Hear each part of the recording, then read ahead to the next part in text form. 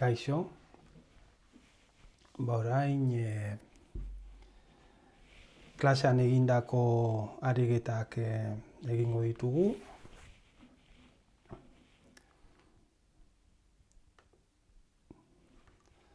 Orduan, txosten hau da, eta joango naz da banaka bakotza azaltzen.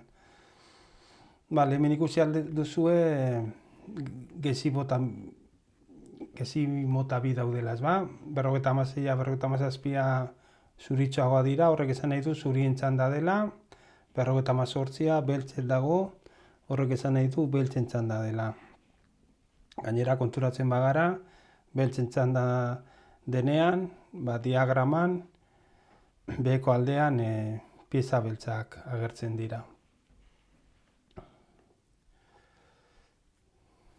Goazen, hasiko gara 56garren ariketatik.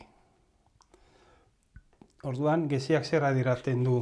J3an dagoen gudaria, D6ko alfila jango duela, ez ba?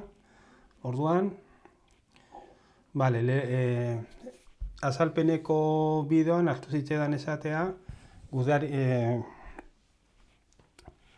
piezaren izkia maiuskulaz idazten dela eta laukiaren letra edo izkia minuskulaz. Orduan, kasu honetan, gudaria, bider, D6 izango litzateke erantzuna.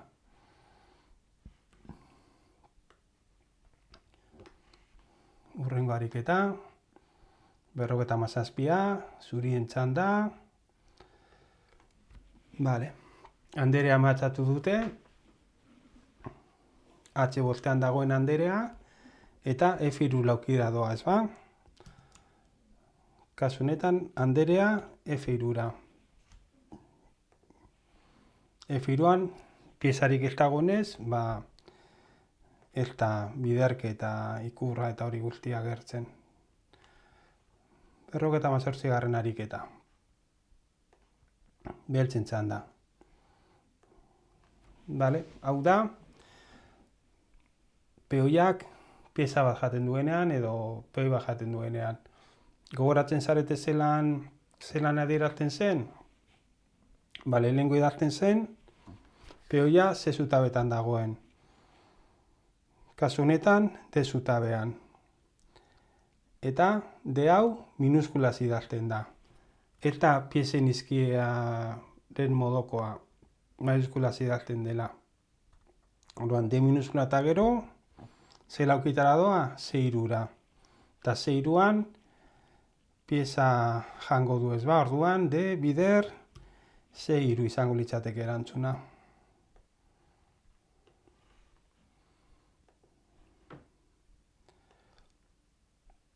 Berrogeta meretzigarren ariketan, gudaria, pauso bat berantza doa, F4 laukira, G, F4 izango litzateke erantzuna.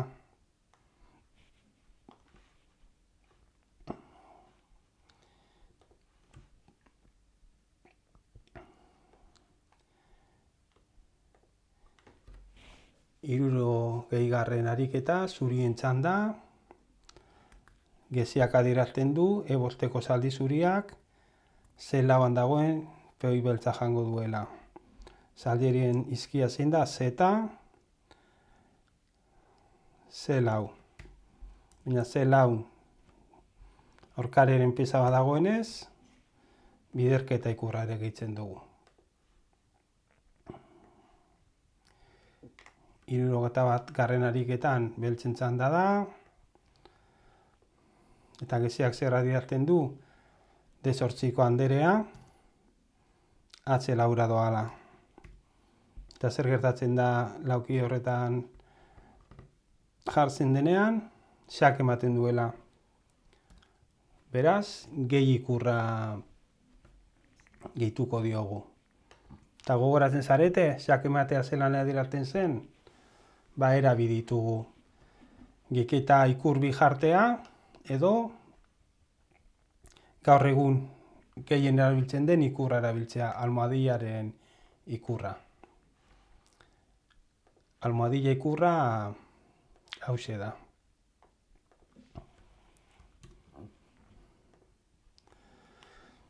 Vale? 62. ariketa, beltzen txanda, zea diertan du geziak, zaldia doa, zezeira ez ba, zaldia, zezei laukira.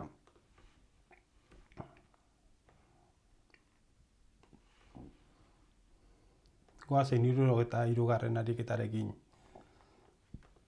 Berriz ere, beltzen txanda. Eta hemen zer gertatzen da? Batze bosteko peoiak, gelauko handera jaten duela. Goian egin dugu. Olako antzeko ariketa. Orduan, zer gertatzen zen, lehenengo jarri bar zen, peoia zezutabetan dago.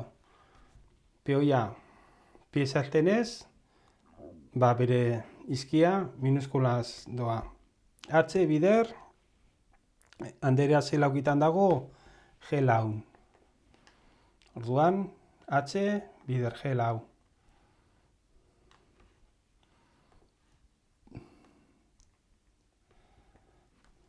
Hirurogeta laugarren ariketa, zurien txanda, gudaria, G bostera doaz ba, beraz, ikusi zelan gudariaren izkia maiuskulan, laukiaren izkia minuskulan jartzen dudan, bale? Horrela errezago irakurten da. Ez dakatza handia biak maiuskulan edo minuskulan jartzea, baina holan egiten badugu, idazkera apurtxo bat garbiagoa da. Berriz ere, zurien txanda. Zein da mehatxua, alfila, ezazpi laukira eramatea, gudaria ezazpi laukira eramatea, eta alfila hiltzatuta dago, beraz, F8ko alfila edo gudaria jaten amaituko dutela usten dut.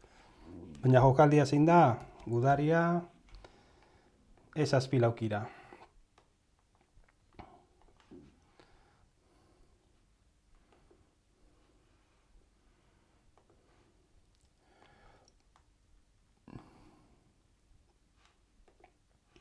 Hirurogeta seigarren ariketa, beltzen txanda, gudaria da mugitzen dena ez ba, beraz, G maiuskula, eta ze laukitara doa, H hiru laukira. Urrengo ariketa. 67. Zurien txanda. Zaldia, D, zeira. Ez dago harrapaketarik ez jakeri, beraz, holan idazten da. Holan.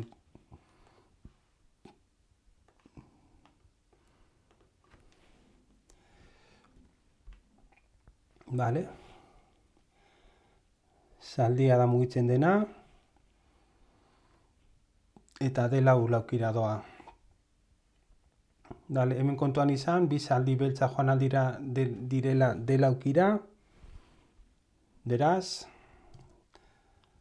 piezaren izkia eta gero, ze zaldi den bereiztu beharko dugu.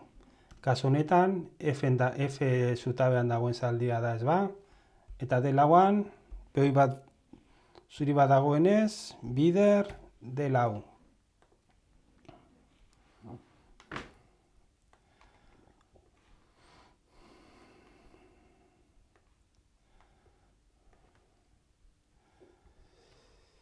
Zurien txanda. D bateko dorreak, D6ko erregina jango du. Harrapaketa dagoenez, dorreak erregina jaten duenez, biderketa simboloare jarriko dugu.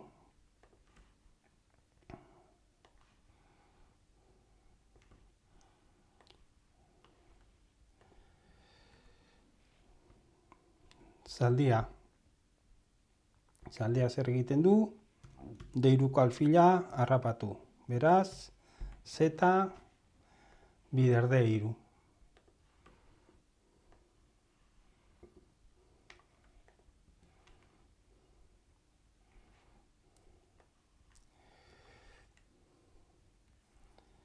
Vale. E-bosteko zaldia ze lau laukira doa. Berriz ere bi zaldiak dira lauki berdinera joan aldirenak, beraz, zaldiaren sinbola eta gero, zein zutabetako zaldia den adieraziko diogu.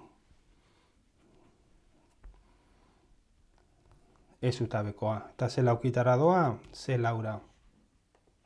Beraz, hau izango litzateke jokaldia bidazteko modua.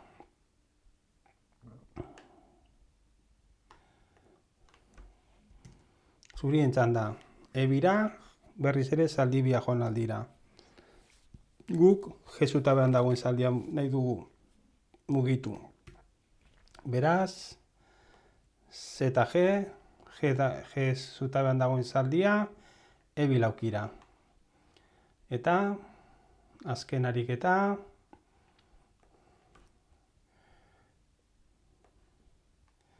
beltzen txanda da, zaldia, F lau laukira doa.